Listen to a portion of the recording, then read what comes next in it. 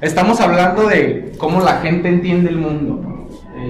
Cómo es que tú aprendes, cómo abstraes, cómo desde chiquito vas aprendiendo y vas ganando conocimiento sobre los objetos, sobre qué son las cosas, qué figura tienen, qué propiedades tienen, qué colores, para qué sirven. O sea, empiezas primero como a tener una interacción con las cosas, y después de que tienes esa interacción con las cosas empiezas a aprender cosas sobre las cosas. Luego que aprendes cosas sobre las cosas, empiezas a darles una utilidad y empiezan a tener un significado para ti particularmente, que eso ya es como una cuestión subjetiva, y luego puedes pensar en las cosas sin tenerlas enfrente, ¿no? Eso es prácticamente el proceso del aprendizaje a grandes rasgos de Piaget. También hablamos de cómo vemos en cuestión neuronal. Dijimos que no solamente vemos con la vista, o no vemos con la vista realmente, vemos con el cerebro, pues vemos con la mente, con el cuerpo completo. De hecho, por ahí hay un experimento muy interesante que hacen a las personas les vendan los ojos y los sientan y les empiezan a poner imágenes enfrente de ellos y les dicen, ¿ves algo? No, pues no veo nada, ¿no? Y miden los pulsos eléctricos de la piel para saber si tienen como si tienen una reacción a lo que sea que están viendo.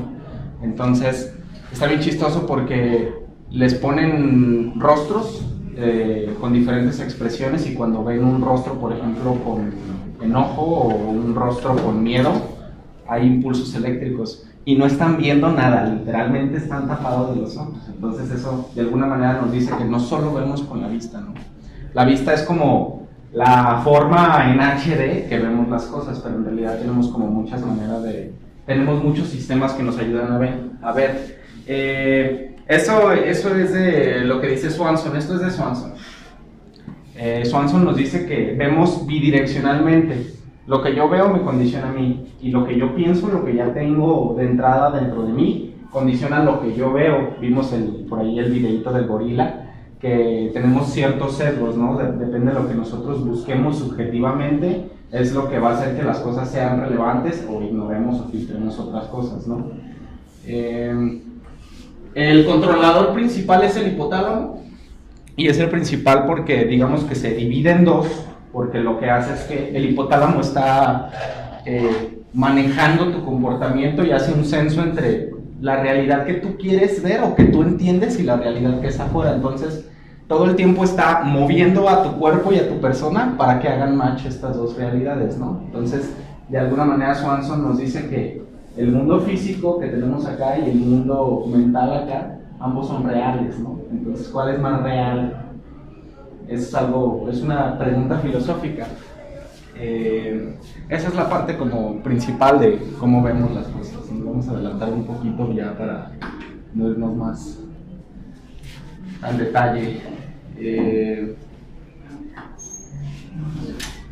Piaget nos decía que el último nivel de desarrollo que existe, el último nivel de desarrollo moral, es cuando las personas aprenden que ellos pueden crear las reglas del propio juego, ¿no? Entonces, lo primero que haces es que vas y experimentas las cosas, juegas muchos juegos con diferentes reglas, con diferentes jerarquías, con diferentes actividades, y lo que extraes es las cosas en común que hay entre todos esos juegos, ¿no? Piaget decía que eso era el juego justo, y es el axioma, que es la parte básica más simple que puede existir de un sistema, que se puede usar a través de varios sistemas, ¿no? O sea, eso nos ayuda a que podamos jugar bien a través de todos los juegos que existen en la vida, tal que cuando seamos adultos las personas quieran jugar con nosotros, y eso se traduce en que te vaya mejor en la vida, en que tengas un buen trabajo, en que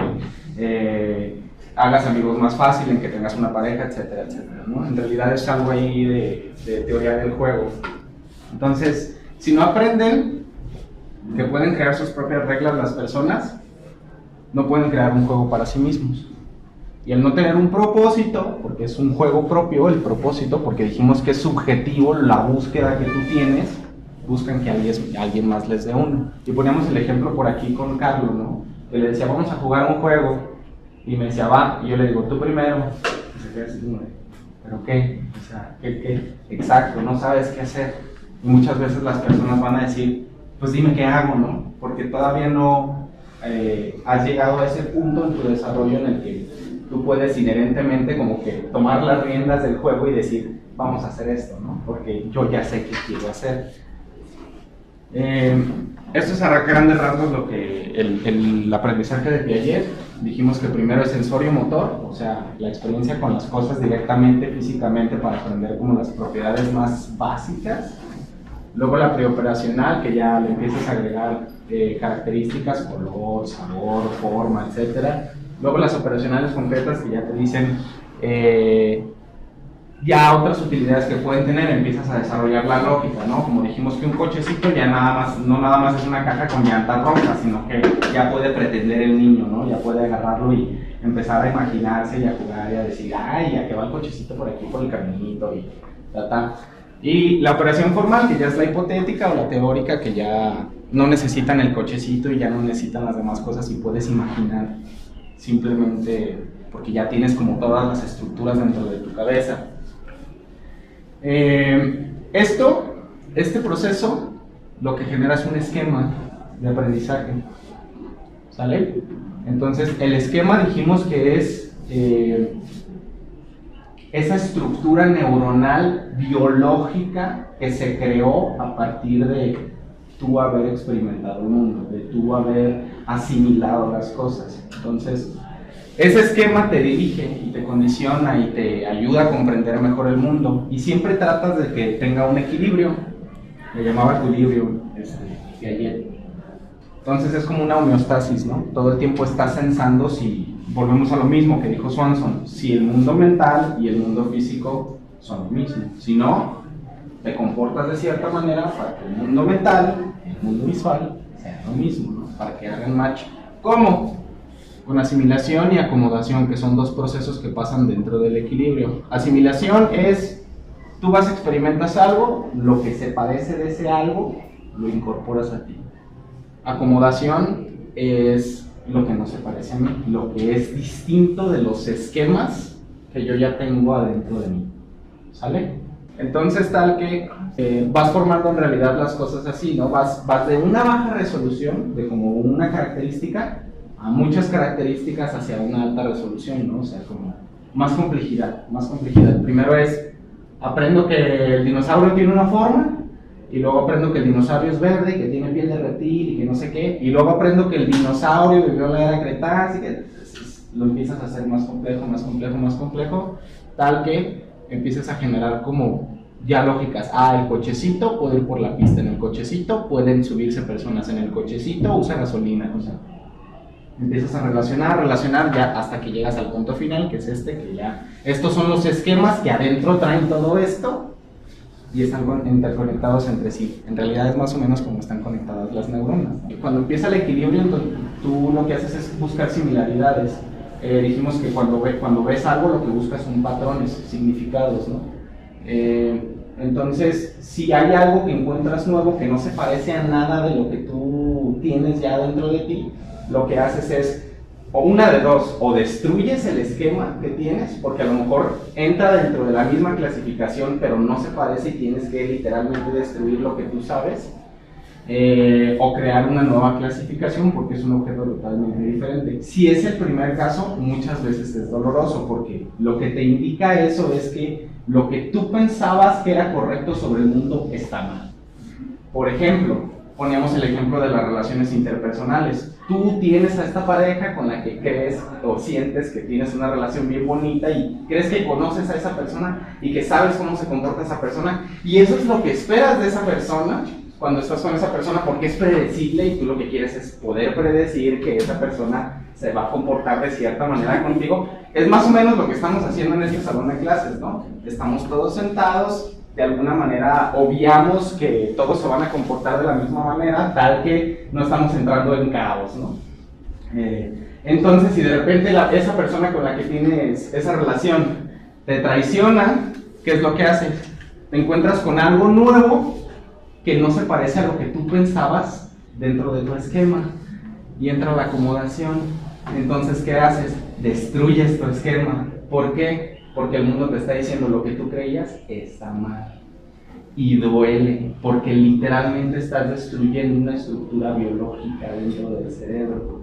Y dijimos que tenemos propiocepción, ¿no? Entonces, literalmente duele destruir de repente o reaprender las cosas. Y es bien difícil porque hay cosas que están como bien metidas dentro de la mente de las personas, por eso de repente a lo mejor tenemos problemas como de postraumático, ¿no? Y para ayudar a esas personas tienes que hacer terapias y 90 sesiones plus con psicodélicos y un desmadre, porque las personas enraizan mucho la idea que tienen subjetivamente de lo que es el mundo y de lo que ellos creen que son dentro de ese mundo. Es ahí se basa lo que veíamos la vez pasada del efecto de falso consenso, que es lo que es obvio para mí no es obvio para ti, porque no sabemos las mismas cosas, entonces no interpretamos el mundo igual, y ponemos el ejemplo de, para ti a lo mejor la palabra 13 es 13 ya, pero si yo le digo 13, él se ríe y me contesta 8 porque hay todo un significado detrás, ¿no? Porque sabemos cosas diferentes. Piaget por ahí levanta la pregunta de cuál es entonces la definición de mejor, que resuelve el problema actual más todos los anteriores, que es realmente asimilación, ¿no? Que es como aprendes. Tú ya tienes una idea de las cosas o ya hay una estructura, no la tiras a la basura y creas una nueva, sino que tomas esa estructura y la creces, ¿no? Tal que la nueva estructura explique o resuelva el nuevo problema, pero además resuelva los demás problemas que ya existían con anterioridad, que más o menos así funciona la ciencia, la revolución científica así funciona, ¿no? O sea, de repente tú ya tienes una estructura y salen nuevos papers, salen nuevas investigaciones y lo que haces es que creces, ¿no? No es que descartes algo y ya de todos modos se queda ahí ese conocimiento, aunque sea incorrecto porque te dice para allá no es. Entonces la memoria, el pasado con la utilidad. Nos quedamos creo que en el juego la vez pasada. Bueno, el juego en sí es una necesidad básica, es una emoción básica, por ahí cuenta Fancer, que es un neurocientífico. Dentro del juego, la risa es la señal que nos indica que el individuo se encuentra envuelto en los impulsos naturales del juego, o sea, nos dice que estamos en la misma sintonía, que tú y yo estamos en el mismo lugar, ¿sale? Entonces, como hay juego, hay confianza, y como hay risa, es como de, sí estamos jugando, ¿no? O sea, entre los dos estamos jugando. El juego es necesario para comprender la extensión del genoma de manera epigenética. O sea, ¿por qué del genoma de manera epigenética? Porque tú ya traes un temperamento, que también le dicen personalidad. Tu temperamento es una herencia genética, literalmente es una herencia genética. Es como tú reaccionas a las cosas naturalmente. Cuando expones tú ese temperamento al mundo, lo empiezas a acomodar, ¿no? Lo empiezas a ajustar tal que funcione mejor dentro de esa estructura social en la que estás en ese momento, y lo que estás haciendo es modificando tu temperamento. Entonces también estás creando un epigenoma, ¿no? Estamos hablando de epigenética. Entonces el individuo se socializa jugando e inhibe su comportamiento de impulsos urgentes como resultado de este. O sea, al momento de yo estar jugando con otras personas o de estar interactuando con otras personas, me doy cuenta hasta dónde puedo llegar con mis acciones y empiezo a moralizar. Esto está bien, esto está mal, hasta aquí tengo que hacer esto, o incluso en cuestión personal, en cuestión de capacidades, reconoces tus propias capacidades, ¿no? Ponemos el ejemplo por aquí de el parkour, que es pues aprendes hasta dónde llegas a brincar o qué cosas son las que te dan miedo o ciertas características que tienen que ver con hasta dónde llegan tus capacidades y hasta dónde el mundo me permite usar mis capacidades tal que no moleste a los demás y eso signifique un riesgo para mí. Lleva las orillas de su conocimiento emocional, para eso es la cuestión de jugar, porque interactúas con otros, ¿no? Te sacan de tus esquemas y entras en un dilema moral o un dilema emocional y tienes que aprender a controlar tus emociones de cómo me tengo que sentir, ¿no? Para poder continuar jugando. Y de repente por eso ves a los niños que se enojan y chillan y porque pasa algo inesperado, pero tratan como de resolverlo en conjunto entre todos y ya después los ves otra vez jugando ahí como amiguillos, ¿no?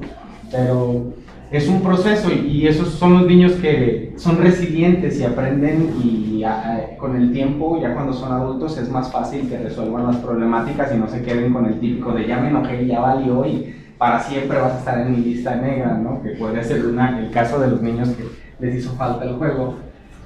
¿Qué es lo que pasa cuando juegas y cuáles son como los valores que desarrollas cuando juegas? Dijimos que te detienes, observas, escuchas y sientes. Te detienes para reflexionar, observas para imaginar, escuchas para tener empatía con los demás y sientes para ser creativo y seguir mejorando, puliendo esa técnica de juego, ¿no? ¿Aprendiste? Estás en tu casa acá haciendo tu asimilación de qué fue lo que pasó, haciendo un equilibrio dentro de tu cabeza y dices, bueno, para la próxima vez que juegue, no voy a hacer esto, y sí voy a hacer esto. Y se fijan cómo el juego va ayudando al niño o a la persona a que vaya generando como una idea de cómo mejorar la condición con la que se desarrolla en el mundo, ¿no? Como no saben cuáles son los límites de sus acciones que sean válidos dentro de la estructura social en la que viven, pues actúan fuera de la moralidad que todos conocemos porque no tuvieron contacto con esa moral, ¿no? No tienen los mismos valores, no valoran lo mismo que tú porque no interactuaron contigo. Yo no sé qué es válido para ti. Dijimos que no, lo que es obvio para mí no es obvio para ti y viceversa. Deficiencia de la regulación de los impulsos, incapacidad de manejar las complejidades del mundo. Eso está bien interesante. El aprendizaje está condicionado por el desarrollo. Si tú no desarrollas bien la estructura, el esquema de cómo funciona el mundo, es bien difícil que aprendas porque siempre estás aprendiendo a cachos. Entonces no hay una interconectividad entre las cosas y las cosas no tienen sentido. Entonces de repente, eso es lo que pasa mucho, por ejemplo, con los chavos que les dan todo en la vida. Así de que literalmente les dan todo, salen a la calle y es como de al primer problema que se encuentra en caos. Mi papá, ¿dónde está mi papá? Mi mamá, ¿dónde está mi mamá? ¿Sabes? Porque no comprendes la complejidad, todas las partes más pequeñas que conforman eso que tú estás viendo. Pues poníamos el ejemplo por ahí de la computadora. ¿Qué es tu computadora? Una caja negra con teclas y una pantalla. ¿Tú quieres interactuar con la computadora? No, tú quieres interactuar con fotos de gatos y el mouse. Eso es lo que tú quieres hacer, pero se descompone la computadora y cuando se descompone la computadora, ahora sí se vuelve complejo porque ahora sí es un aparato que tiene circuitos adentro, que funciona de una manera, que tiene programas que configuran y luego si ya eres más adulto y tienes una mente más abstracta, piensas, la tengo que llevar a la plaza y me van a cobrar quién sabe cuánto y eso me va a quitar tiempo para hacer otras. Se empieza a ser más complejo, ¿no? ¿Y qué pasa? Como no hay conexión, como hubo esa falta de juego, como no tienes algo que te una con esas personas, esa experiencia, porque por ahí dicen que las relaciones se forman a base de experiencias, ¿no? Como no existe ese común denominador entre ambos, pues empiezas a tener desórdenes depresivos porque sientes abandono. Entonces el juego lleva a la comprensión de las dinámicas sociales y a la preocupación por otros, mientras buscamos entender el mundo, ¿no? Cada quien tiene su motivación, pero interactuamos entre sí. Criticamos por allá las políticas educativas que se basan más específicamente solamente en las partes de leer, escribir y aritmética a expensas de la educación física y las artes, ¿no? Entonces, los niños se tienen que socializar antes de los 4 años. ¿Por qué? Porque el niño ya empieza a hacer una lógica de cómo funciona el mundo, tanto afuera como adentro de su mente. Para conocer cómo interactúa su genoma y generar un epigenoma, eso ya lo habíamos dicho. ¿Para qué? Para conocerse. Eso es realmente conocerse, reconocerse. Si tú hablas de qué es lo que estás haciendo, si tú describes tu comportamiento, en realidad estás diciendo quién eres. Ahorita vamos a ver un poquito más de eso. ¿Para qué? Para ganar carácter. Porque si te conoces, te haces más fuerte y sabes hasta dónde es tu alcance y qué cosas sí puedes hacer y qué cosas no puedes hacer. Entonces eso te da seguridad ante las adversidades que te puedas encontrar en la vida. Para tener una estructura que ayude a sobrevivir y cumplir las motivaciones a largo plazo. El largo plazo, esto es el foco de esta presentación. Entonces, ¿qué haces con las personas que no se pudieron socializar? Que es el caso que yo creo que es de la mayoría. Por ahí vimos la distribución de Pareto del coeficiente intelectual y vimos que la mayoría de las personas están en medio, ¿no? Entonces, si la mayoría de las personas están en medio y si la mayoría de las personas son los que tienen estos problemas de obesidad y la mayoría de las personas son los que tienen los problemas de enfermedades crónico-degenerativas y la mayoría de las personas tienen problemas depresivos y la mayoría, ¿no? Algo está pasando. ¿Qué está pasando? Específicamente no podemos saber porque tenemos que hacer un montón de estudios y se siguen haciendo hasta la fecha, pero tanto, pues hay una falta de una buena enseñanza por parte de los padres y no pudieron pasar por ese proceso. Entonces, ¿qué hacen? Están disociados de lo que es su persona adulta y están disociados de las estructuras más complejas del juego que existen en la adultez. Y luego lo piensas y dices, ¿sí reacciono o no reacciono? Que hablamos del control por ahí de las emociones, que es, si reacciono es que no tengo un control de las emociones, entonces falta esa parte. Si no reacciono y primero pienso las cosas, ya hay un control de las emociones, pero la primera parte es primero reconocer, ¿no? Lo mismo, para reconocer cómo interactúa con el mundo actual. Pues ya no puedes regresar el tiempo, ya no puedes ser un niño otra vez, ya está aquí, ya está viviendo el mundo en la realidad que la está viviendo. Le enseñas cómo reacciona en la parte más básica, va a interactuar con el mundo, se observa a sí mismo como si no se conociera, y es bien chistoso porque haces eso en la consulta y de repente llegan a la siguiente consulta y te dicen, me di cuenta que cuando me pasa esto, me enojo. Me di cuenta que cuando me pasa esto, me pongo feliz. Me di cuenta que cuando salgo de fiesta un fin de semana, tengo que descansar una semana porque me drena la energía totalmente. Me di cuenta que si estoy solo en mi cuarto, muy seguido, más de 2 o 3 días, me siento exhausto, pero cuando salgo e interactúo con los demás y salgo con mis amigos a platicar, me siento súper contento todo el tiempo. Entonces, eso le empieza a dar una idea a la persona de cómo su temperamento, cómo su parte genómica, cómo su parte genética lo condiciona y le puede ayudar a orientarse, ¿no? Para empezar por algún lado orientarse y a decir, para acá me siento mejor, para acá siento emociones positivas, para acá no, porque esto no va como conmigo, pues entonces empieza a expandir el conocimiento que tiene de sí mismo en el mundo. Hablemos otra vez de un poquito de las personas que por ahí no fueron socializadas o que de repente encuentran adversidades como muy fuertes dentro de la vida, ¿no? Y que pudieran desarrollar, por ejemplo, depresión. Lo que haces es, no tengo referencia para saber si lo que estoy viendo es bueno o malo, todo es caos y todo me abruma. Es demasiada información la que estoy recibiendo. ¿Qué hago? Lloro, me quedo. Encuéntrenme, por favor, encuéntrenme. Necesito que me encuentren. ¿Por qué? Porque ya hay una estructura a priori dentro del niño que le dice, tú sientes afección por tal persona, tú te sientes seguro en tal ambiente, tú te sientes seguro con tal persona. Entonces, no está esa persona, caos. Entonces, esa afección, ese vínculo que tú creas con las personas, en realidad tiene una utilidad de supervivencia evolutivamente hablando, ¿no? Entonces, ahí nos podemos dar cuenta de que las relaciones interpersonales son necesarias para que podamos sentirnos seguros dentro de un cierto ambiente. ¿Qué pasa en la depresión? Pues te separas, te da angustia, pero lo prolongas lo suficiente tal que generas desesperanza. Esta parte es importante, ya lo hemos mencionado así como a grandes rasgos, pero bueno. El dolor de la depresión, que surge principalmente de la pérdida social y la derrota social, puede ser el precio que pagamos los mamíferos por las ventajas evolutivas de los lazos sociales. Ya dijimos que hay una ventaja evolutiva de que yo tenga una relación con otras personas, ¿no? Bueno, promueve la procreación y la supervivencia. El dolor de la depresión duele, ¿no? Porque aquí dice la derrota social. Entonces, por ejemplo, yo soy un chavo que me gustan las mujeres y voy con una chava y le digo, oye, ¿quieres salir conmigo? No. Oye, ¿quieres salir conmigo? No. Oye, ¿qué estás haciendo? Creando un refuerzo. ¿Cuál es el refuerzo? El esquema de lo que tú crees que eres o de lo que tú crees que mereces está mal. Y lo que está haciendo es reforzando,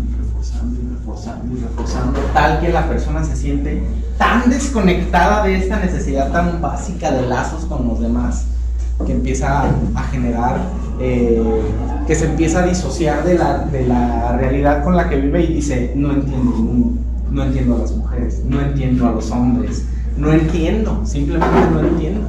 Entonces pierde el control totalmente y empieza a generar como problemas ansiolíticos y empieza a generar otro tipo de problemáticas. La depresión es algo como súper complejo. Por ahí pueden decir que es una cuestión emocional, que sí, pero es una cuestión emocional de tercer nivel. Esto es también de Panzer, por ahí se llaman procesos terciarios cognitivos, y dice que hay 3 partes. Hay emociones primarias, que no son las emociones que ustedes conocen de tristeza, felicidad, sino que son otro set de emociones que ahorita las vamos a ver. Luego esas emociones interactúan con el mundo o pueden pasar directamente a reaccionar en el mundo, ¿no? Ya dijimos que por ahí el tálamo tiene como, construyes algo de cómo reaccionar ante algún estímulo, tal que respondas rápido y eso te ayuda a sobrevivir. Si no es el caso, bueno, respondes, pasa por el segundo nivel, que es lo que yo ya sé. Entonces lo que yo siento con lo que yo ya sé se mezclan y ese resultado produce una emoción final que produce una motivación distinta o un comportamiento distinto. Pero la parte básica son estas emociones primarias. ¿Cuáles son esas? Estas de aquí. Ya habíamos hablado de búsqueda. Tienes ahí un chip interno que te dice busca, todo el tiempo quieres estar buscando cosas, necesitas estar avanzando, es una necesidad básica del humano. Luego tenemos por aquí rabia, que rabia por ejemplo se da, rabia no es enojo como tal, porque el enojo es subjetivo de lo que tú crees que es bueno o malo, etc. Pero la rabia es por ejemplo cuando si restringen tu movimiento, te da rabia. Rabia se podría definir como tu reacción natural ante algo que te impide cumplir tus motivaciones. Hay algo que me impide cumplir la motivación que yo tengo, me enojo. Quiero comer y tú no me dejas porque quieres sacarme plática y ahí está el restaurante, me enojo, ¿no? Eso es lo que pasa. Luego tienes miedo o ansiedad, que bueno, eso ya... hay una parte muy embebida dentro del cerebro que, por ejemplo, si yo veo una cara de una persona enojada o una persona asustada, yo ni siquiera me detengo a preguntarle, es como de, aléjate, o sea, ahí nos vemos, ¿no? Porque te protegen de la adversidad. Todos estos existen simplemente por pura cuestión de supervivencia, nada más para que no mueras en el instante y para que puedas reaccionar rápidamente. Luego tenemos lujuria, una cuestión sexual. Luego tenemos nurturance o care, que es como el cuidado, que es esa parte básica de querer cuidar al otro, ¿no? Que es más común entre las mujeres, de hecho está mucho más marcado dentro del sexo femenino. Luego tenemos pánico o separación, que es del que hablábamos anteriormente. Lo que estoy viendo no se parece a nada de lo que yo conozco, necesito entrar en pánico, necesito entrar en o es por ejemplo el caso de las personas que les dan ataques ansiolíticos o ataques de ansiedad. Es, yo en mi cabeza tengo esta idea de cómo es el mundo, me pasa algo, soy un adulto, puedo seguir pensando en las cosas aunque no estén ahí enfrente de mí, las cosas que estoy pensando no se parecen a lo que yo creo que es el mundo y cómo se comporta el mundo, ataque de ansiedad. Eso es lo que sucede básicamente, ¿no? Y juego, finalmente. Juego súper necesario, mejora los lazos con las personas, mejora la moralidad, incrementa la comprensión que tienes del mundo, etc. Ya habíamos hablado de eso. Entonces, cuando pasan estas cosas que no puedes cumplir tus motivaciones y que no juegas y que no creas lazos y que todo el tiempo el mundo te está dando refuerzos de que lo que tú sabes del mundo está equivocado, ¿qué pasa? Entras en depresión y la búsqueda se disminuye, entonces es un círculo vicioso en donde tú pues, ya no quieres seguir buscando cosas porque pues, todo el tiempo te está reforzando que no quieres seguir buscando las cosas. Es más común la depresión en las mujeres porque son más comúnmente sensibles a la asistencia o al cuidado. Ellas necesitan más, en generalidades, hay sus excepciones, claro está, necesitan estar más conectados con las personas, son más sociales, por así decirlo. Si no tienes como suficiente estímulo social, hay bronca. ¿Cuánto necesitas de un refuerzo positivo para que no te pasen estas cosas? Al menos el 30% del 100% de los estímulos a los que te expones. Eso se descubrió con un experimento que se hizo en ratas, en donde agarran una rata grande y una rata pequeña, las ponen a pelear y ya se crea ahí una jerarquía de dominancia, en donde la grande pues, ya se pega a la chiquita, luego. Entonces la chiquita empieza a jugar con el otro, porque se pone ahí como de vamos a jugar, y se dieron cuenta de que si la grande no dejaba ganar a la pequeña al menos el 30% de las veces, la chiquita ya no invitaba a jugar a la grande. Y eso está bien interesante, eso también es de Panksepp, porque lo que te dice es que hay una comprensión básica, a priori, dentro del cerebro de todos los mamíferos, dentro del sistema del juego, que te dice que para que las cosas sean justas, al menos el 30% de las veces tienes que ganar. Por ahí un amigo me ponía el ejemplo el otro día y me decía, es muy común que hablemos de cuestiones interpersonales, ¿no? Entonces me decía, por ejemplo, yo siempre voy a casa de mi novia y ella nunca viene a visitarme, y eso genera un problema, tal que se empieza a extender el tiempo y el güey está así como de, oye, ¿cuándo vas a venir a mi casa? Es que no me gusta ir para tu casa, y es como de, es que no siento que la relación sea justa, ¿no? Empiezas a crear como un criterio a partir de qué tan justas son las cosas. Todo es un juego a fin de cuentas, ¿no? Esa interacción.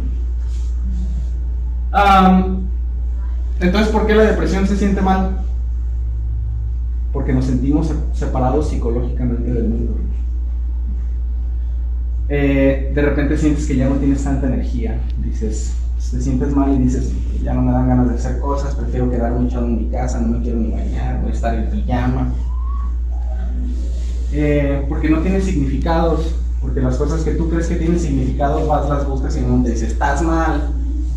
Entonces, pues, ¿para qué salgo? Ahí entras como en un proceso de nihilismo que dices, ¿para qué hago las cosas si de todos modos pues va a seguir pasando lo mismo, ¿no? Y dijimos que es un círculo vicioso, porque pues empieza a generar que queramos buscar menos cosas.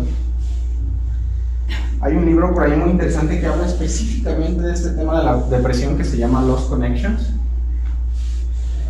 Y esta frasecita es del libro, me gusta mucho. Cuando tenemos depresión o cuando tenemos adversidades en la vida, cuando no podemos predecir y controlar, que eso es lo que hace la ciencia, cuando no podemos predecir y controlar y no tenemos conexiones significativas con las demás personas, sentimos soledad. ¿Qué es la soledad?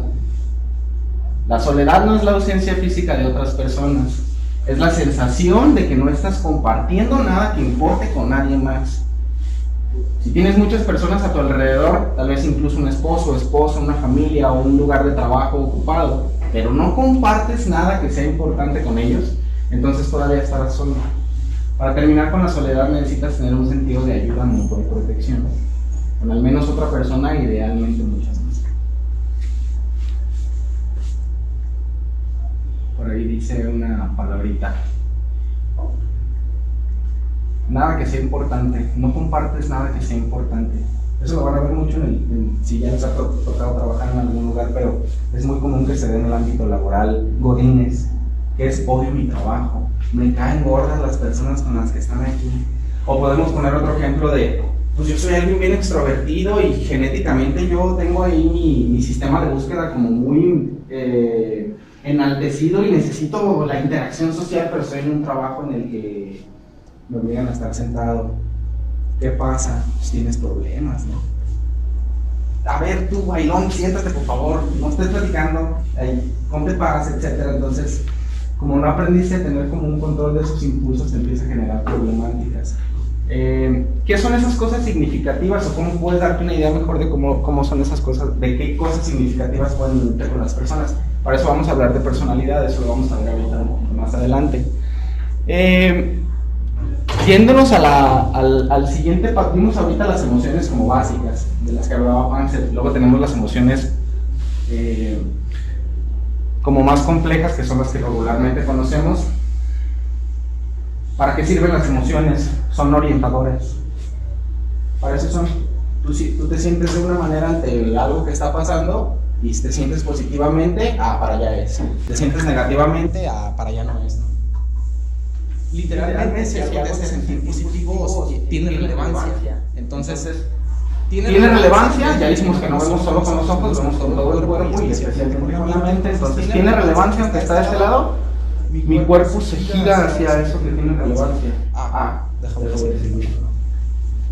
Por eso es importante, por eso te dicen por ahí, es que hazle caso, escucha tu cuerpo, hazle caso a tu cuerpo, o cosas por el estilo, ¿no? Que es como, bueno, pues presta atención a los estímulos que estás viviendo y presta atención a las cosas que te hacen sentir bien y a las cosas que te hacen sentir mal, porque a veces tú mismo conoces tus propios valores, porque esa es la base de los valores, ¿no? Que me hace sentir bien y que me hace sentir mal. Por ejemplo, cuando mientes, ¿cómo te sientes? Cuando te comportas de esa manera, ¿cómo te sientes? O a los niños les puedes enseñar incluso así. Cuando le pegas a tu primo, ¿qué sientes? ¿No? Ya mejor dicen, me siento bien chido, pero esperemos que no sea el caso, por ahí no hay tener problema patológico el niño, pero es un ejemplo, pues. O sea, las emociones tienen una función orientadora básica que nos ayuda a formar valores y que nos ayuda a consumar las motivaciones que tenemos dentro de nosotros. La emoción positiva se da por dopamina, ahí hay segregación de dopamina, en parte, porque la dopamina es el refuerzo, eso es lo que hace, sea bueno o sea malo, dopamina refuerza, pero se la asocia mucho con que te sientes feliz, porque como tiene una relación directa con el sistema de búsqueda, te hace sentir bien porque genera opioides endógenos. Es el ejemplo, por ejemplo, de las personas que consumen cocaína. La cocaína lo que hace es que no permite que se recapte la dopamina, entonces tienes un exceso de dopamina, entonces tienes súper enaltecido el sistema de búsqueda y dices, ¿qué vamos a hacer? Andan sintiendo, ¿no? Eso es prácticamente lo que hace. Hay otras drogas sintéticas que hacen cosas similares, como por ejemplo las anfetaminas, ¿no? Que por ahí tienen un mecanismo similar y por eso son como cuestiones adictivas en donde el cuerpo piensa que no es normal que esté generando ese estímulo de refuerzo ante X cosa y empieza a generar una resistencia. Se trata como de equiparar ahí la daga que le estás haciendo. Esas son las emociones que normalmente conocemos. Algunas excepciones por ahí que pueden ser distinguidas como básicas, como enojo y miedo, pero pues tenemos tristeza, tenemos la parte que es neutral, tenemos disgusto, que esta tiene que ver con una cuestión de personalidad, la vemos sorpresa, felicidad, y bueno, es diferente para cada persona y estas están sujetas a lo que la persona cree que es el mundo, ¿no? ¿Qué pasa cuando las personas se vuelven muy sensibles a las emociones negativas? Han tenido muchos refuerzos malos, genéticamente ya son como muy sensibles a las cosas. Si no aprenden a tener un control de sus emociones, tienen más riesgo a todo tipo de enfermedades, sobre todo las cuestiones que tienen que ver con la psicología.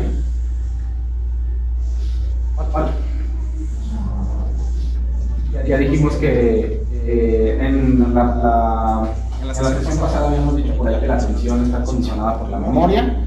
Entonces, lo que yo busco, lo que yo creo, lo que yo sé, lo que yo ya identifico, los patrones que yo ya reconozco, condicionan a dónde va a estar dirigida mi atención. E introducimos ahora las emociones, entonces ya es algo que yo busco de manera consciente, cómo lo sigo expandiendo. Me hace sentir positivamente, a lo mejor lo busco por este lado. Que no lo confundamos, por ejemplo, con que quiero experimentar esto, pero me da miedo. Bueno, pero te hace sentir negativamente, no, pero nada más me da miedo. Porque a lo mejor se hace interesante, ¿no? Porque a lo mejor ahí tiene esa combinación entre caos y orden.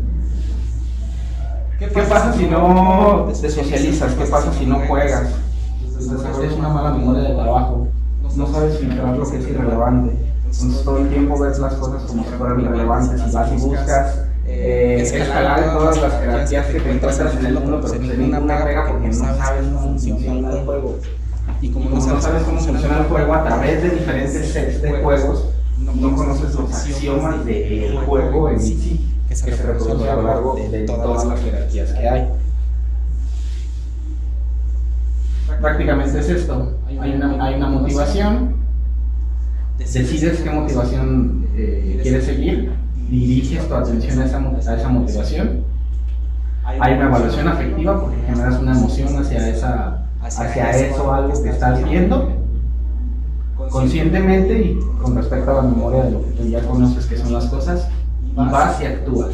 Y al mismo tiempo que actúas y que están pasando tus motivaciones, estás aprendiendo. Aprendes Y esto condiciona cómo quieres actuar, a tus motivaciones. Volvemos al ejemplo de la depresión. Por eso la depresión influencia directamente en el sistema de búsqueda. Tengo una motivación, quiero conectar con las demás personas, independientemente de cuál sea el motivo. Voy a interactuar con esas personas, el mundo me refuerza que lo que yo creo está mal y nadie quiere interactuar conmigo. Aprendo, refuerzo y aprendo que las personas no quieren estar conmigo, ¿no? Y ¿qué pasa? Pues, disminuye esta sensación de querer buscar las cosas. ¿Qué es la motivación? ¿Qué son las motivaciones? Es un conjunto de procesos neuronales que promueven acciones en relación con una clase particular de objetos ambientales. O sea, hay algo enfrente de mí, es relevante, tengo una motivación para ir a buscarlo. ¿Cómo es relevante? Me hace sentir bien, o ya hay una memoria de trabajo que se parece a mí, o se parece a lo que yo estoy buscando. ¿Qué pasa cuando estás deprivado? Cuando no tuviste ese juego, cuando no aprendiste a satisfacer esas motivaciones y empezaste a generar como una idea distinta de lo que es la vida. Pues de todos modos sigues teniendo la motivación de jugar, sigues queriendo jugar. ¿Y qué pasa si no puedes jugar? Se acumula hasta que truenas. Y ese es el caso, por ejemplo, de lo que pasa en las adicciones. Binge intoxication, que es como la compulsión. Me siento obligado a buscar algo, como no lo pude tener mucho tiempo, como normalmente no lo tengo, pues nosotros dos, tres tortas, 8 tacos, 3 cocas, etcétera, etcétera. Luego, ¿qué pasa? Generas una tolerancia, porque tu cuerpo se da cuenta de que eso no es normal dentro del comportamiento que esperas, porque esperas algo. Esa es otra cuestión, eso ahorita lo vamos a ver. ¿Qué pasa? Pues generas un efecto negativo, generas un refuerzo negativo, generas un síndrome de abstinencia. Me siento mal, pero no quiero volver. Empiezas a generar preocupación por obtener ese estímulo.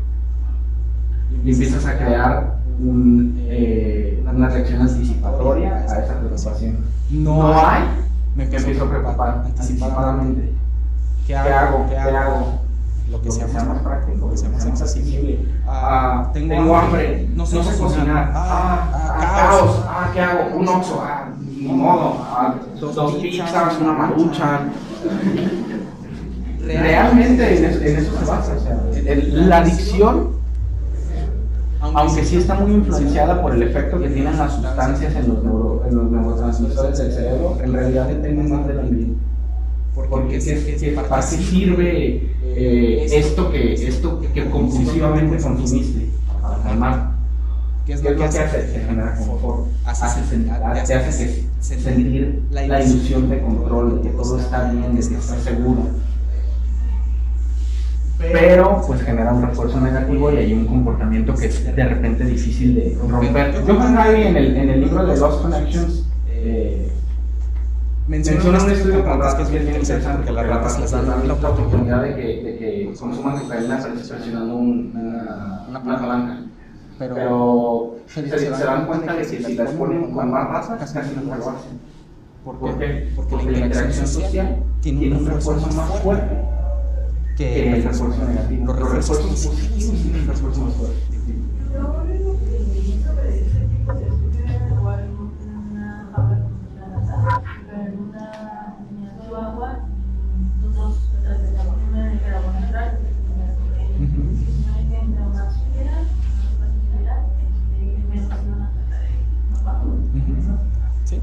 Hay como 3 o 4 reproducciones del mismo estudio, pero se basan totalmente en lo mismo, y es la interacción social es importante. Y tiene un estímulo y un refuerzo más grande que cualquier otro tipo de estímulo negativo que yo pueda tener, inclusive el adictivo. Bueno, hablemos de los refuerzos y los premios. Ya vamos a hablar de lo que pasa adentro de la cabeza con los neurotransmisores. Los refuerzos positivos y negativos se dan por una regulación entre las emociones y los neurotransmisores que afectan a la memoria de trabajo. Voy a actuar, hago algo en el mundo, me siento bien, refuerzo. Me siento mal, refuerzo. ¿Qué determina qué sistemas dentro del cerebro se refuerzan? Las emociones. O sea, me siento mal, refuerzo con dopamina, ¿qué es lo que hace? Genera resistencia en los receptores kappa y gamma de los receptores opioides.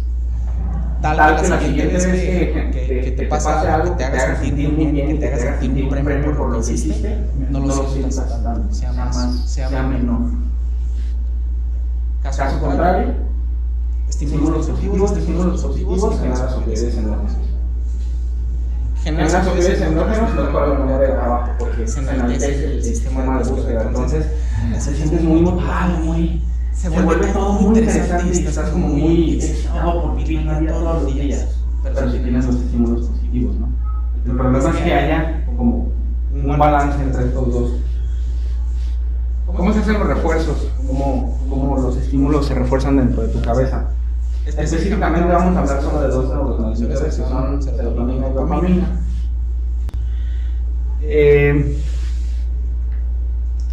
Tú ya esperas algo. Como ya esperas algo, se genera serotonina. Entonces serotonina te dice, espérate, hay algo que tenemos que esperar, hay un premio que tenemos que esperar. Llegas, encuentras el premio, si existe el premio, si te lo ganas, generas dopamina.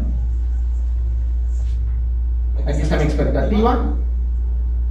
Le digo acá al tegmento ventral que me espere, que estoy esperando por ahí un premiecillo que me va a llegar en 15 días. Si llega, genero dopamina, genero opioides endógenos en un refuerzo. Así de sencillo.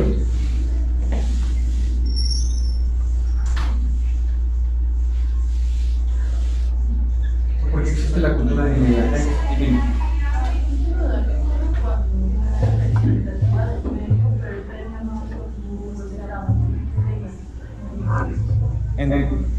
Entretengados, es lo que decimos de acomodación. Lo que tú esperas con lo que se presenta no es lo mismo, entonces se destruye tu esquema de lo que estás esperando y genera una reacción ansiosa.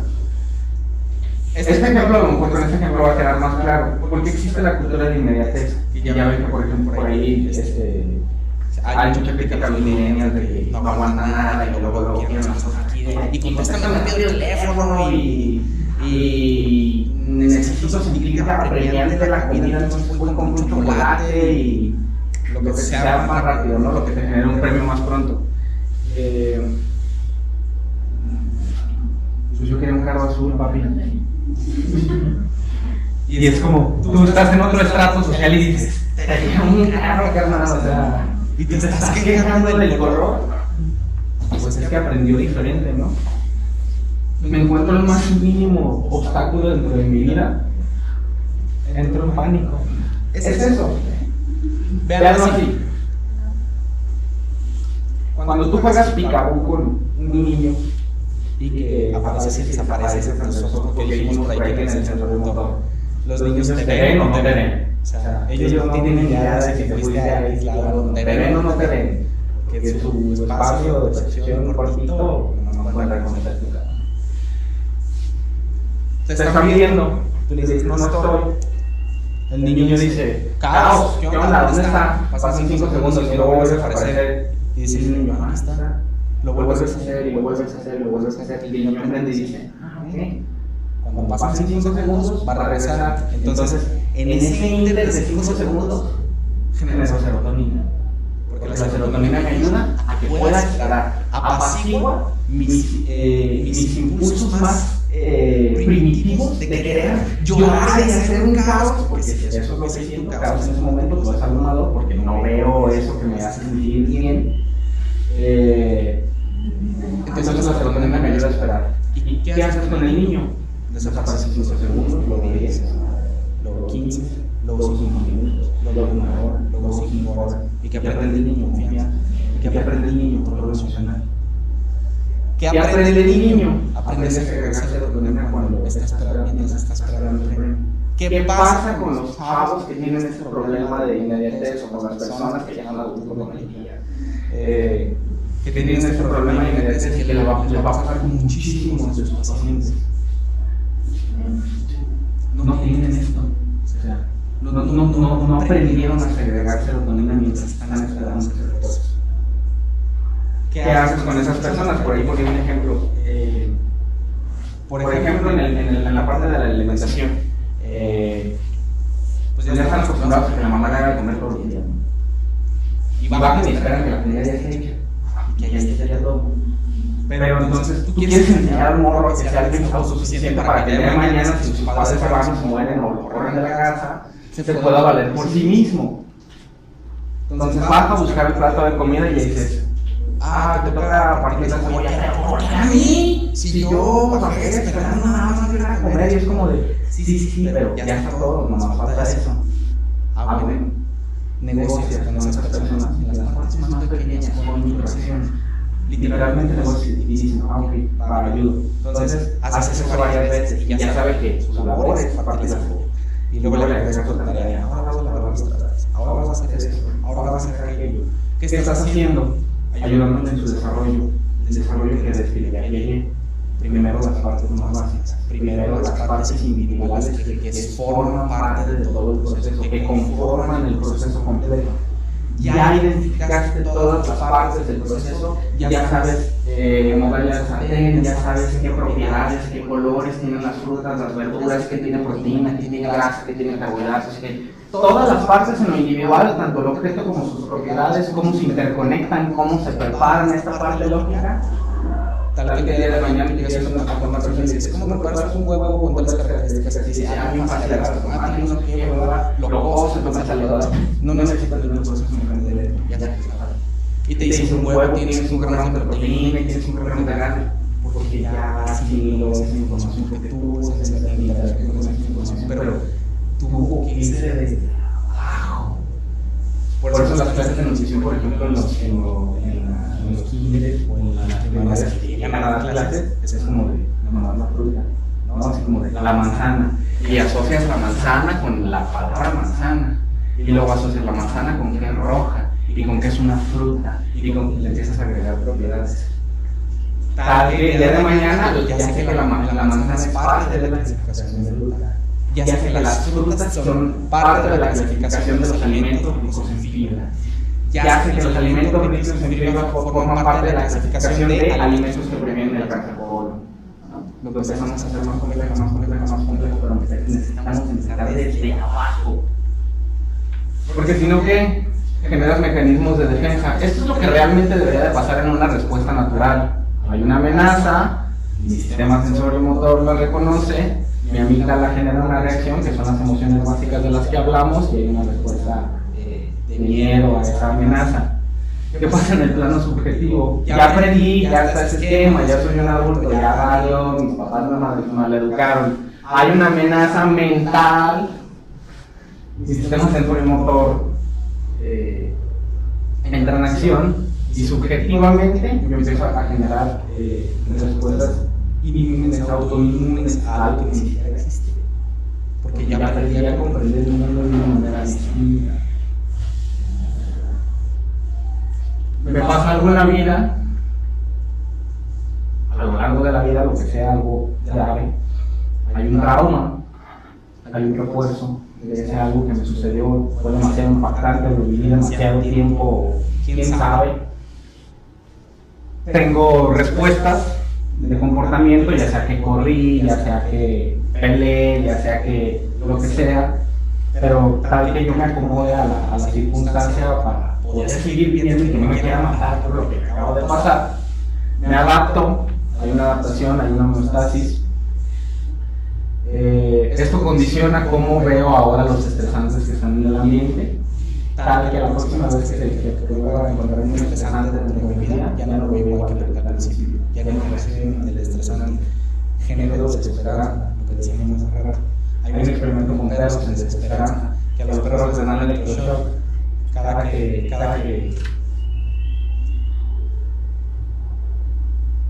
les dan electroshock cada cierto tiempo, no me acuerdo bien cuál es la razón, pero tal que los condicionan que si les abren la puerta a las personas no se van.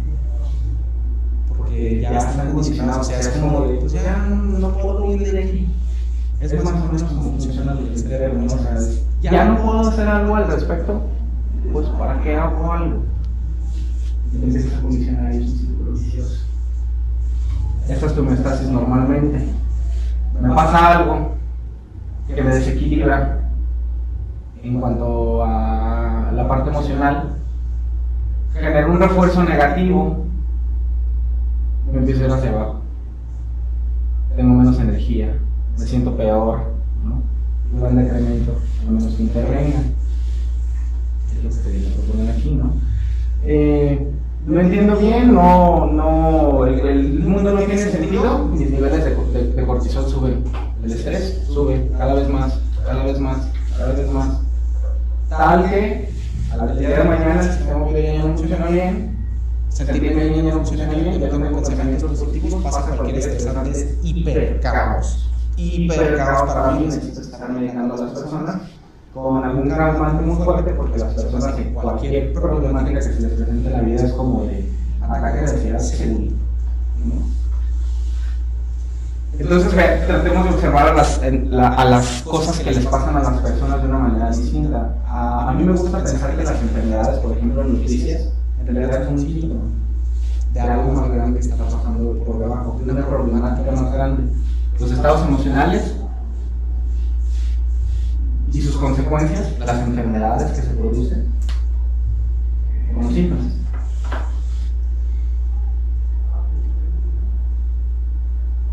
¿Qué haces con esas personas? Si llega una persona que tiene obesidad contigo y te dice, estoy gordo, ¿qué hago? Y tú le dices, come bien, pero come bien es una clasificación súper compleja que tiene un montón de operaciones para abajo. Para ti, la persona no va a entender. Porque ni siquiera ha tenido interacción con una manzana, jamás ha partido una pera en su vida, ¿sabes? ¿Cómo lo ves? Si no tienes el conocimiento estructurado de abajo, ¿qué haces con esa persona?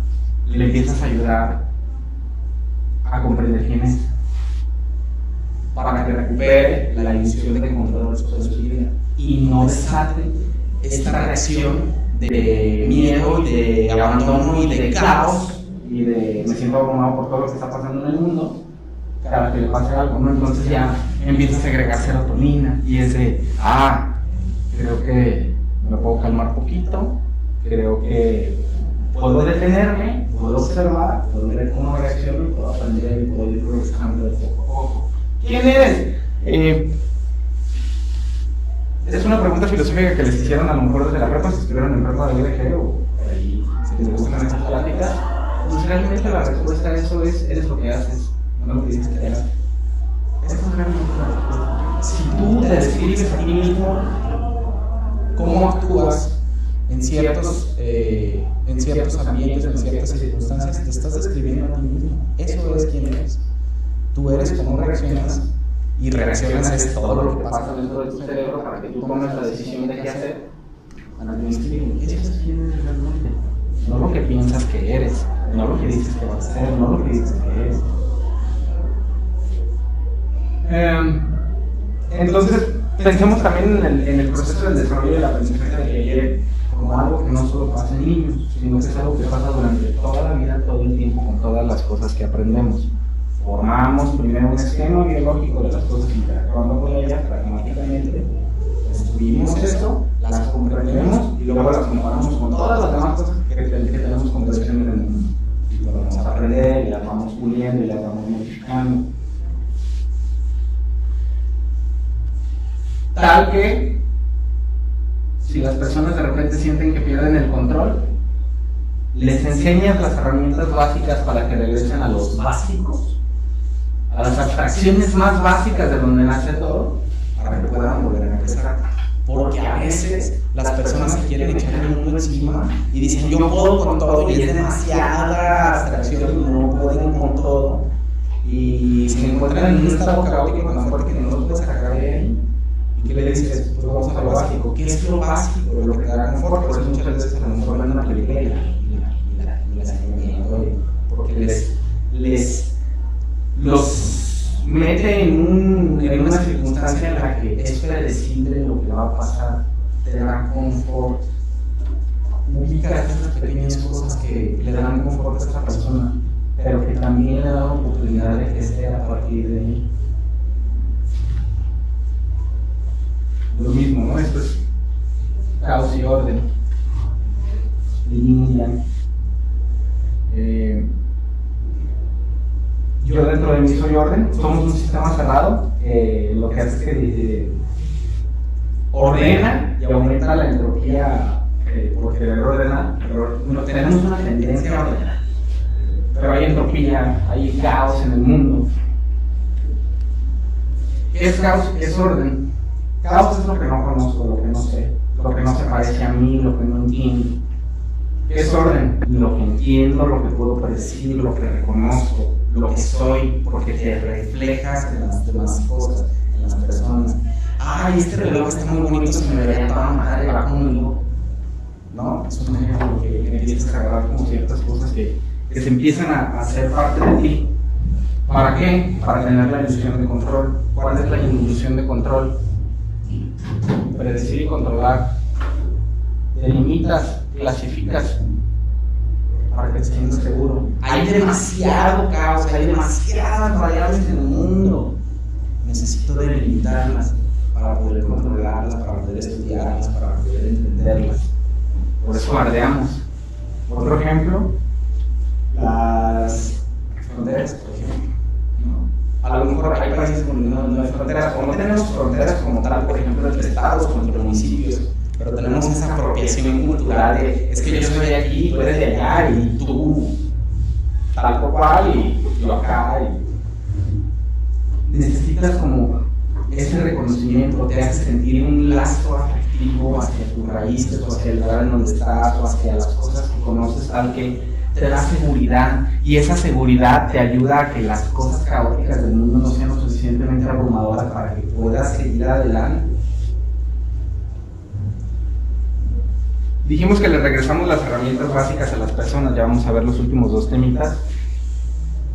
Hay algo que se llama hipótesis léxica, que dice que somos muy buenos como personas en el lenguaje para describir cosas. Entonces, de repente describimos comportamientos o propiedades de las personas, tal que nos hemos hecho tan buenos para describir estos comportamientos, esas propiedades de las personas, a través de tantas personas, a través de tantas opiniones, a través de tanto tiempo que ya están embebidas en el lenguaje.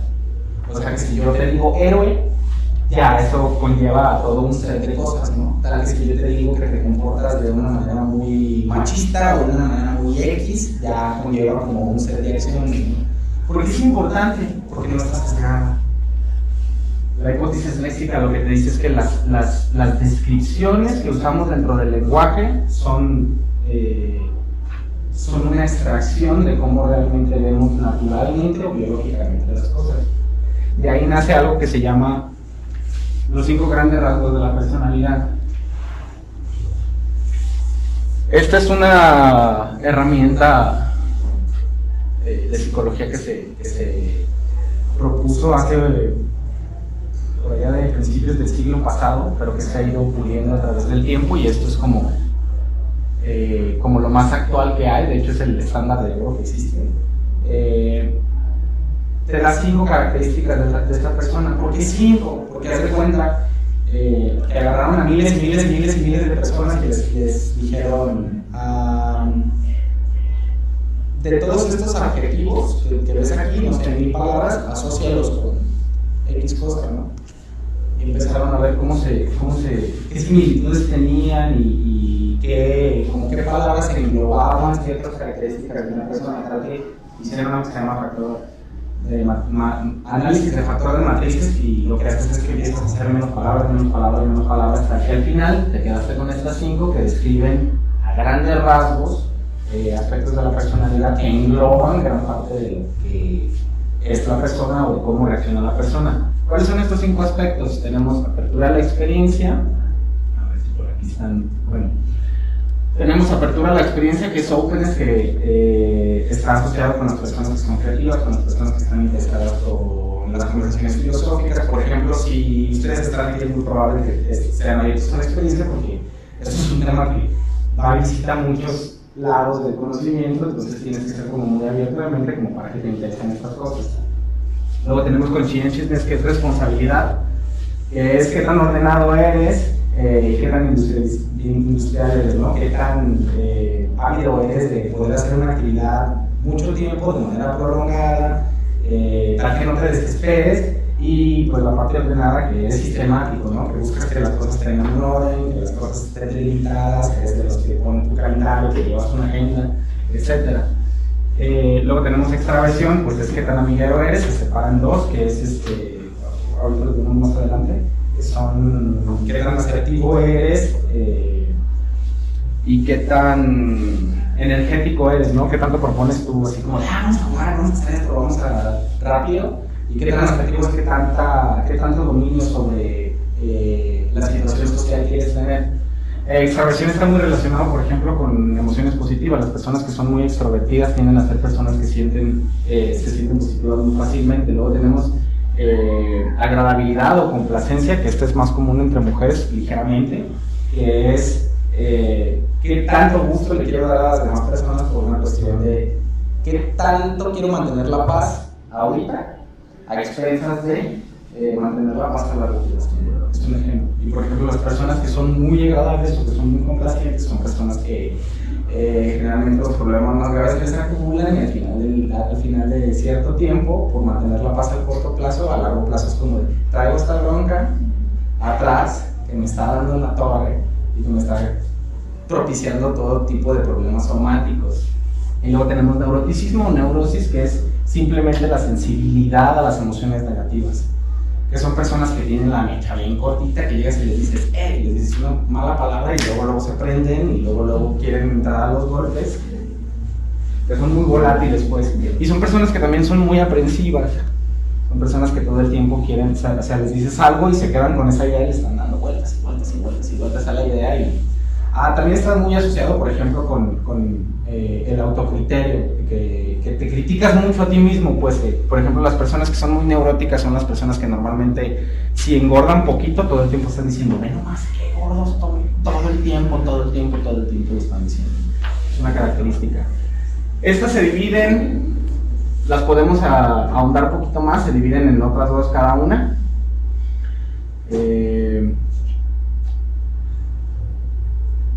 Esto no se dispara como quería, pues, pero es que hay unas estos dos aspectos son control, si no me equivoco, y los otros tres aspectos son flexibilidad. Ser, por ejemplo, más compasivo, más industrial, más ordenado, menos volátil, etcétera, lo que hace es que te hace más flexible. Ser una persona asertiva, entusiasta, con intelecto, con creatividad, te ayuda a tener más control. Ya dijimos las partes específicas: compasión, que tienes empatía a las emociones ajenas; amable, que eres proclive a cumplir las reglas interpersonales; industrial, te puedes involucrar en esfuerzos sostenidos orientados a un objetivo. Piensen en ingenieros, por ejemplo, que pueden hacer lo mismo todo el tiempo. Orden, la tendencia a agendar, organizar y sistematizar. Volatilidad, tendencia a irritarse cuando las cosas van mal. Retracción o withdrawal, también se puede ver de esa manera, es la tendencia a evitar en vista de lo incierto. Es como de, me dicen, vamos a tal lado, y tú piensas luego de, pueden pasar todas esas cosas, no, mejor no. Entonces quiere decir que a lo mejor eres muy neurótico, ¿no? Luego tenemos entusiasmo, alegría espontánea y compromiso; asertividad, dominio social, a menudo verbal por naturaleza; intelecto, interés por conceptos e ideas abstractas; y creatividad, que es creatividad y sensibilidad a lo estético. Todos estos aspectos son básicos de la personalidad, son temperamentos, una base genética literalmente de cómo reaccionan las personas naturalmente ante los estímulos. Se ven modificadas por el control de las emociones que tú desarrollaste, por la memoria de trabajo que se desarrolló, por lo que tú aprendiste de interactuar con el mundo, de jugar y de todo este proceso de que ya habíamos hablado. Tienen pros y contras.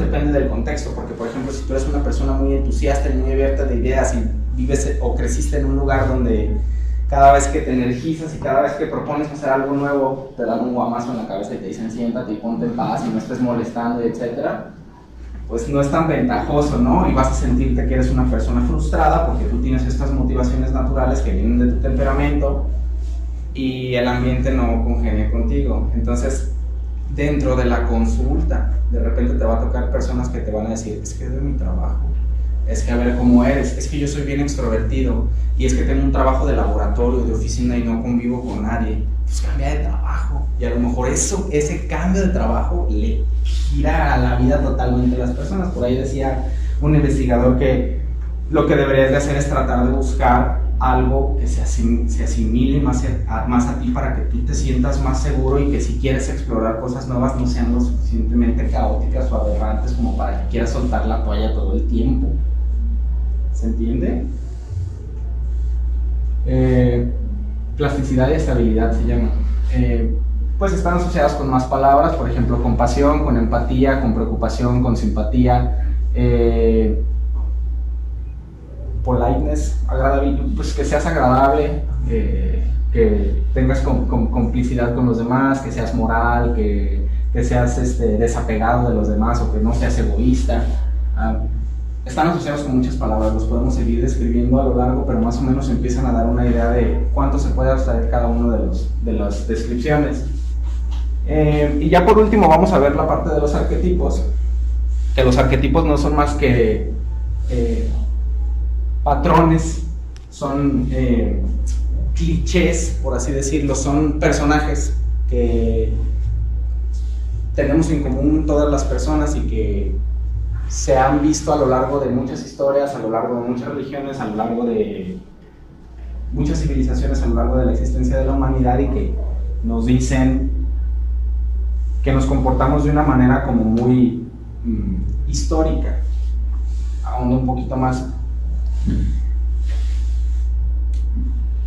Carl Jung, que fue el que realmente hizo famoso la parte de los arquetipos, porque ya existían, describía los cuatro principales, que es el yo, la persona, la sombra y el ánima o animus.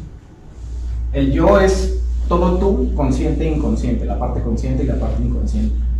La persona es la máscara que tienes, que te le da la sociedad para que puedas actuar en el mundo mientras vas aprendiendo quién eres realmente. Luego tienes la sombra, que es todo lo que eres, que no aceptas que eres, pero eres porque lo actúas, ¿sabes? Por eso es la sombra. Y por ahí podemos verlo en muchas cuestiones mitológicas, hasta por ahí en Zelda, que Zelda ahí se enfrenta a su sombra, y Goku se enfrenta a su sombra, y en un montón de historias lo podemos ver. Y el ánima o animus, que es tu contraparte femenina o masculina, que son como todos esos aspectos que te complementan. Por eso muchas veces vemos que todas las cosas son femeninas, masculinas y femeninas, y que vamos por la vida buscando nuestro complemento femenino o masculino, ¿no? Esto es más o menos lo que dice Jung, que esto ya es como el esquema completo. Todo esto, el círculo más grande es el yo, que es ya me conozco todo, ¿no? Yo soy todo lo que soy y de lo que soy consciente que soy y de lo que no soy consciente que soy. Eso es el yo. Luego tienes acá la persona. La persona, dijimos, es la máscara que me hereda la sociedad, porque yo soy un niño, no sé quién soy, entonces la sociedad me dice, compórtate de esta manera para que sobrevivas aquí donde estás creciendo. Pules esa máscara, la ofreces esa máscara, eso lo ves mucho en redes sociales, pero no eres tú, es una máscara, literalmente es una máscara, es un personaje producido por ti mismo para que sea más aceptado por la sociedad. Pero no es todo lo que eres tú, porque esto es todo lo que eres tú. Entonces, ego es todo lo que tú eres consciente que eres, ¿no? Entonces, por ejemplo, tú puedes tener tu personaje y decir, esto es lo que soy, pero eso es nada más como la parte consciente. Tú nomás eres consciente de que haces eso. Y muchas veces pasa que las personas, por ejemplo, se comportan de una manera fuera de casa y dentro de casa se comportan de otra manera. Y llega un punto en el que se les toca que invitan a sus amigos a casa o que sus papás los acompañen a un evento social donde están sus amigos y se encuentran estas dos personas que construyeron en ambientes diferentes y entran en un conflicto y se disocia. Y empieza a tener problemas somáticos y se aísla y entra en caos y le da un ataque de ansiedad y dice, no sé quién soy, no me conozco, ¿qué es esto? ¿Por qué el mundo se comporta de esta manera? No entiendo. Y tienen un problema de identidad muy fuerte en esos casos, ¿no? Reconoces a la persona. ¿Cómo reconoces a la persona? Por aquí dice inconsciente personal. El inconsciente personal es todas las cosas que dijimos que haces que no sabes que haces. Entonces te observas como si no te conocieras. Te observas como si no te conocieras y empiezas a acoplar esas cosas. Acoplas tu sombra, ¿no? Empiezas a generar. Esto eres de un lado y luego te vas como a la parte inconsciente y empiezas a abrazarla, a adoptarla a ti mismo para crecer como persona. Abrazas a tu sombra, abrazas todas esas cosas que haces que no aceptas que eres.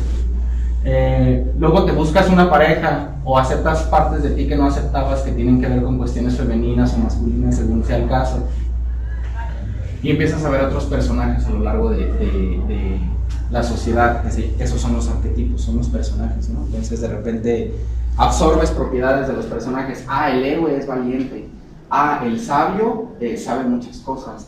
O el mago tiene muchas herramientas. Entonces adoptas como esas características de los personajes que tiene la sociedad, tal que te hacen una persona con más herramientas, con más habilidades para que puedas tener más carácter, y como tienes más carácter puedes enfrentarte más fácilmente a los procesos que te hacen una persona más completa, porque son procesos difíciles y son procesos que duelen y son procesos que a veces, para poder seguir explorándolos, para poder seguir creciendo como individuo, significa que tú interactúes con el ambiente de una manera que va en contra de lo que tú ya habías formulado originalmente. Eso a veces significa que dejes tu trabajo, eso a veces significa que dejes la carrera, eso a veces significa que termines tu relación, o a veces significa que te vayas de intercambio, o a veces significa que empieces esa relación que te estabas negando a empezar, o a veces significa que sí le eches ganas a la carrera en la que estás porque sí te gusta, pero te estás haciendo pato porque no lo has aceptado, porque no has incorporado esa sombra, ¿sabes? O sea, son como varios aspectos que tienes que evaluar, pero todos a fin de cuentas te llevan a que te sientas una persona más completa. Y muchas veces no tomamos en cuenta todas las partes inconscientes, y muchas veces no tomamos en cuenta todas las cosas que hacemos automáticamente, que son parte del proceso del aprendizaje, porque las automatizamos y queremos que todo sea físico, que todo sea consciente, que todo sea obvio, y no es obvio. Tenemos que sacarlo de la parte inconsciente, traerlo a la luz, asimilarlo, acomodarlo, cambiar ese esquema y volverlo a ser inconsciente, pero ya con una idea de los alcances de quién eres, ¿no? ¿Y eso qué hace? Te regresa el control, te regresa la ilusión de control.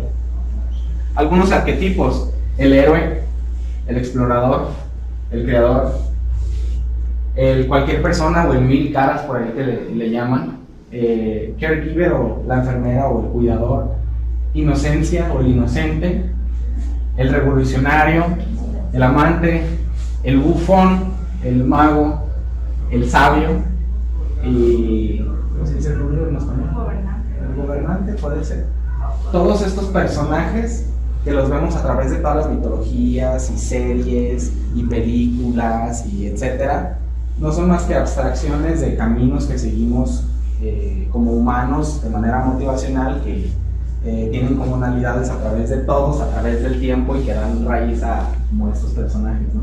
Por ejemplo, en el personaje del héroe, es una persona que vive en el mundo ordinario, tiene una llamada a la aventura, rechaza la llamada a la aventura, luego llega alguien que le dice: deberías de aceptar esa aventura porque es lo mejor que te podría pasar en la vida, y luego dice: ok, entonces empieza la travesía. Pasa como la parte conocida, que es el mundo ordinario. A veces ahí por ahí hay guardianes y tienes que desafiar a tus guardianes, que podría traducirse por ejemplo como desafiar a tus padres cuando sales de casa, o cuando por primera vez les dices lo que realmente opinas. Luego generas aliados, generas enemigos y observas pruebas que empiezan a ser relevantes para tu crecimiento. Entras en caos porque es voluntariamente te estás entregando al caos a sabiendas de que vas a aprender mucho.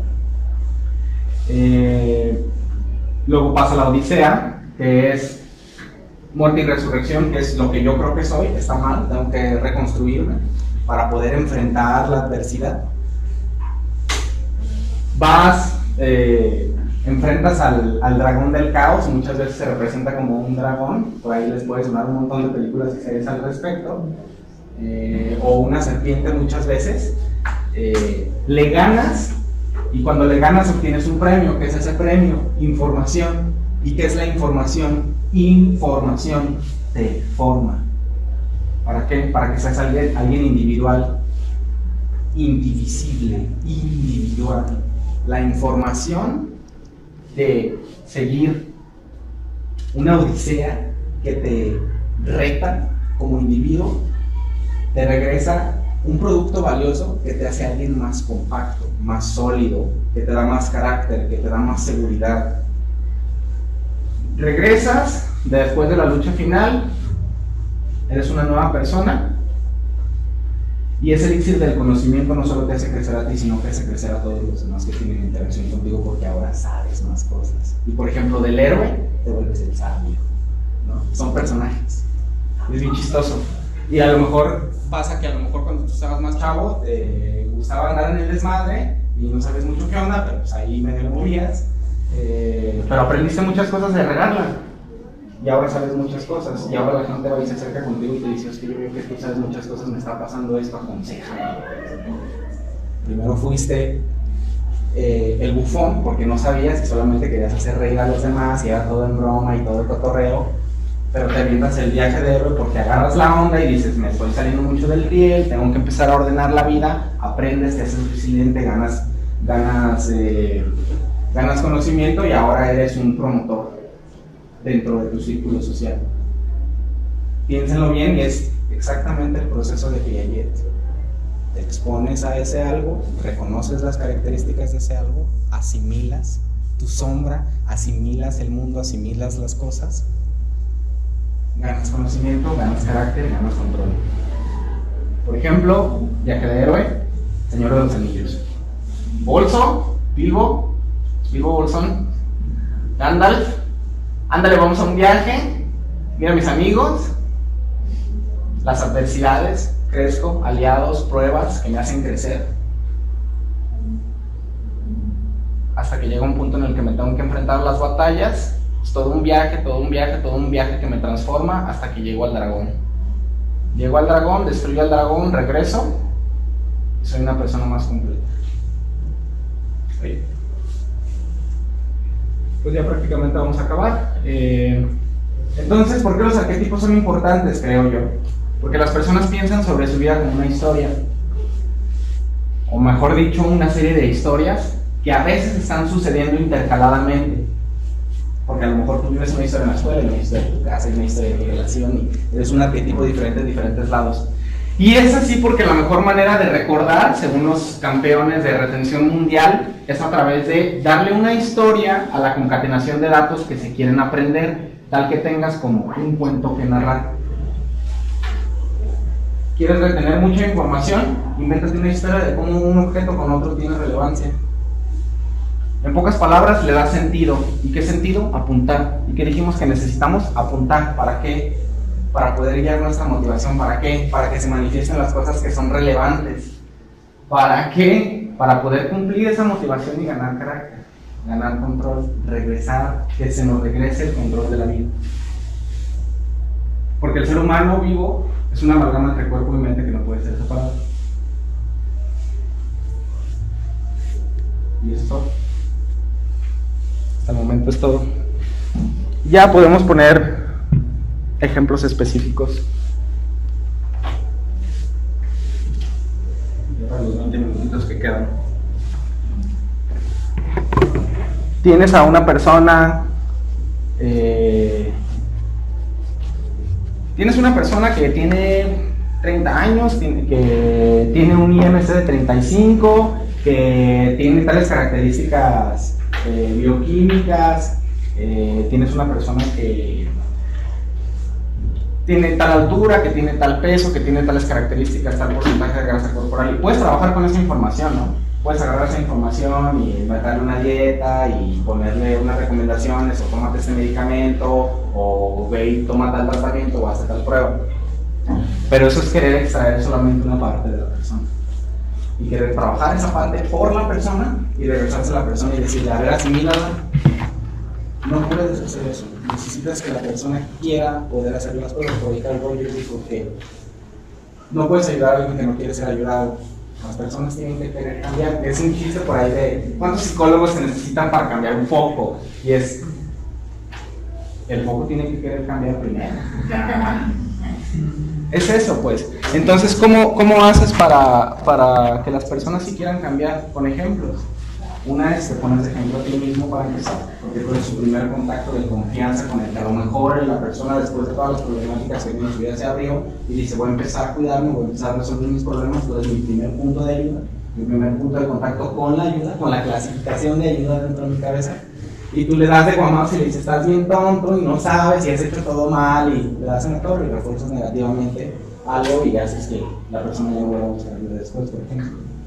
¿Por qué? Porque no estás tomando en cuenta todas las demás cuestiones. A lo mejor esa persona tuvo una infancia bien difícil, su papá le pegaba, a lo mejor es una persona que le han rechazado un montón de veces en cuestiones interpersonales, a lo mejor es una persona que siempre le han dicho que está tonto, pero porque no tiene interés sobre las cosas que a lo mejor le enseñan en la escuela, que le dijeron que tenía que tomar clases ahí, porque es que yo quería ser, no sé, médico, pero a mí me dijeron que me fuera a estudiar arquitectura porque mi papá es arquitecto y soy súper infeliz en este rollo y ahora estoy súper gordo. Entonces, ¿la enfermedad es la gordura? ¿O hay algo más abajo que hace que haya un efecto somático en la persona? Entonces me gustaría que no se quedaran en esto como solamente una cuestión con esto como una cuestión descriptiva. De hecho, este es un trabajo que tengo ya un par de años investigando y sigo extendiéndolo porque por ahí quiero escribir un libro al respecto, pero las personas son mucho más complejas de lo que creemos y todo lo que vivimos nos afecta, y creo que todos los profesionales de la salud debemos de empezar a ver a nuestro objeto de estudio como lo que es el individuo, no solamente la parte que queremos estudiar del individuo. A lo mejor esa es la parte con la que nosotros podemos empezar a ayudarle, pero sigue siendo un individuo que no se puede separar de esa parte con la que tú le puedes ayudar. Entonces, si nosotros ayudamos a las personas a comprender las partes más básicas y a darles una estructura, la que sea, porque hay personas que no tienen ninguna, lo que aprenden es un patrón y aprenden una formulita y aprenden un proceso que después ellos se pueden llevar a otras partes de su vida y decir, ¿sabes qué? ¿Tu nombre? ¿Ahí? Bueno, ¿cómo se llama? ¿Dayan? Okay. La doctora me dijo que me enseñó como esta formulita para resolver los problemas. Si hice estos pasos para resolver este problema que me puso ella, ¿qué pasaría si agarro la misma estructura y me la llevo a este otro problema y trato de resolverlo igual? A lo mejor jala, a lo mejor no jala, pero ahí lo acomodas y lo asimilas y dices, ok, se parece, pero le tuve que mover aquí un poquito y se lo llevo a otro lado, y ahora ya tiene dos conocimientos previos y hace otra cosa y es como de, ok, sí jaló bien, y refuerza y se siente bien y dice, sí puedo hacer algo por mí mismo. Y puedo hacer algo por mis circunstancias. Creo que ese es el fin, pues, regresarle la ilusión de control a las personas, y creo que si hacemos eso resolveríamos muchos problemas más allá de los que